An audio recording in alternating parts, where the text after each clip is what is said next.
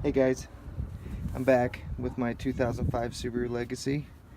I am going to be replacing my radiator due to a crack. So, see that crack right there? We totally lost it on a date night with my wife. So, just kind of wanted to show you kind of quick, well, it's not really quick, but just to replace your radiator. So, you're gonna have this guy hold your rod to hold your hood up. You're gonna have that, just remove that, 10 mil.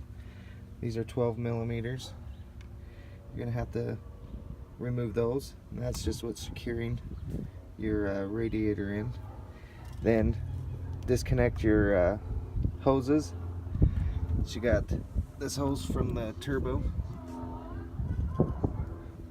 So removing that, then remove the other one. That's actually for this hose that's connected to my fans. So just removing those off, getting those out of the way. Then I got the hose down at the bottom that I got to remove. I don't know how much antifreeze is actually in here. It blew, and as you tell, my whole engine, the front, is just saturated. So anyways, I am going to get that bottom one out, get these pulled off, and then I will be back. Pull those off, pull that off, unplugged the hose down there. You're gonna have two wire connections that are under there. I don't know if you can see it. So you have one here on this side, on the driver's side. You're gonna have one on the passenger side. So you disconnect that, and your radiator should just slide out relatively easy.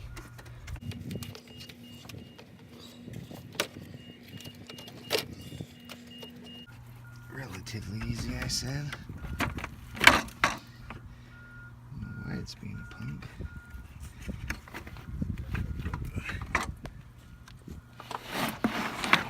There. So one thing also I wanted to show you, that if you're getting overheating issues, that one thing that could possibly be happening is, see all this gunk? One year my car was overheating when I was going uphill. I didn't know what it was, didn't know why. When I pulled my radiator out, it was half of this was covered, thick. And I don't know if you can see, you can kind of see the shadow behind. Like there's my alternator right there. But you come down in here and there's like no light. You can't see anything, barely. So the air needs to pass through that to help cool. And if that's clogged, it could very well be the problem with why your car could be overheating. So anyways, there it is. Just pull it out.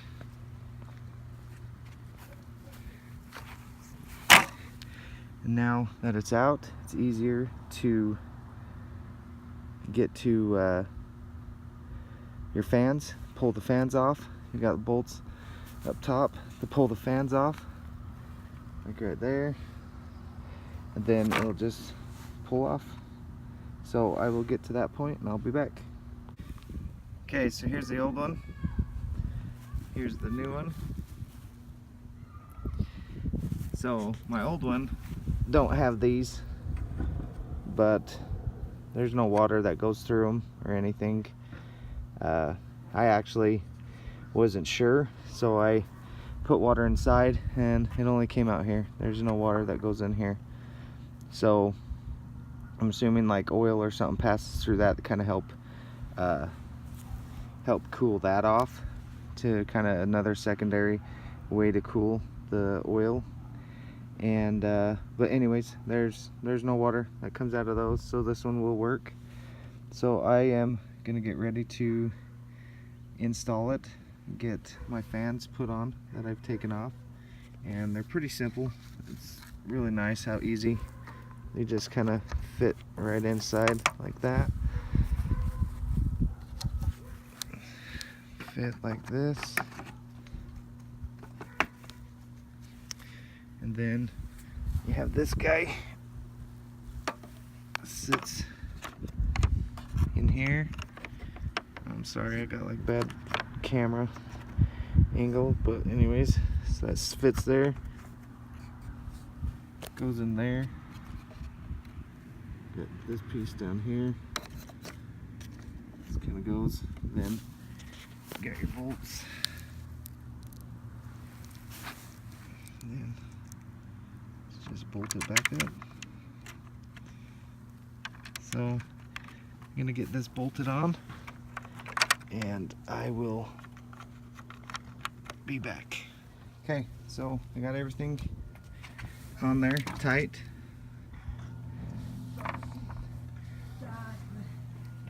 One thing you need to bring over is just the cap. There's a couple other things that are on there. There's the seal that goes on it, but I have no way of attaching a new seal. So as soon as I can get a way to attach the seal or get a new seal, and the seal I'm talking about is this.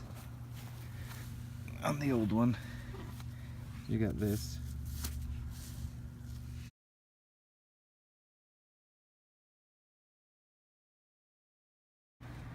And you just got to make sure you line them up on that, get them lined up on that one, and then make sure you plug your fans in, and then I'll go to that point. Guys, got it all hooked up. Got the fan hooked up down there on the passenger, on the driver down there. Got the main hose on the underneath done. So now what's left is to hook this one up.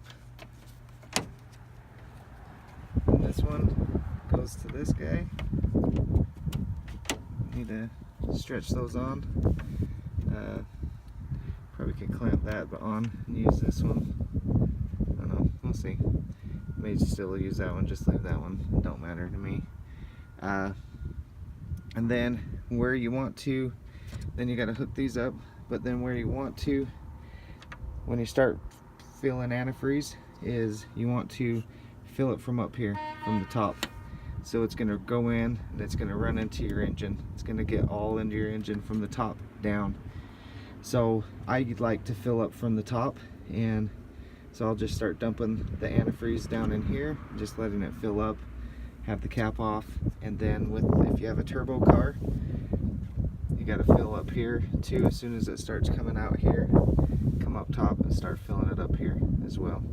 So I'll get to that point and show you. Just dump it straight down here.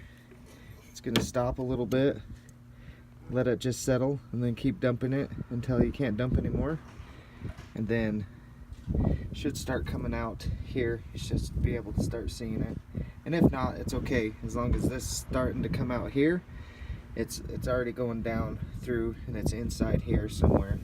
Then you can finish topping it off here, and finish topping it off there.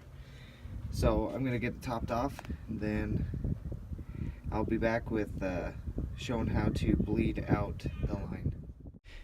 Okay guys, this portion of the video was super loud with my engine, so I'm just doing this voiceover. You just want to make sure all the air is out of your engine. As you can tell, all the bubbles that are coming out. You just want to make sure all the air's out. You turn the heater on inside your car and just let it get up to temperature. And you just keep adding as you need, and just wait until all the air is escaped. I'm showing you from the turbo side because the turbo side is higher than the radiator side. So I'm just doing the same thing, just making sure all the bubbles are coming out, that all the air has escaped the system. You don't want any air in there. You can have hot spots, or it's just better to just make sure all the air's out. On the next slide, you will see. Okay, as you can tell, no more bubbles. So at this point in time, you just close it up and you're ready to go. Hey guys, hopefully that video was helpful for people that don't really want to take and go get their radiator fixed by a shop that's probably going to charge a whole heck of a lot more.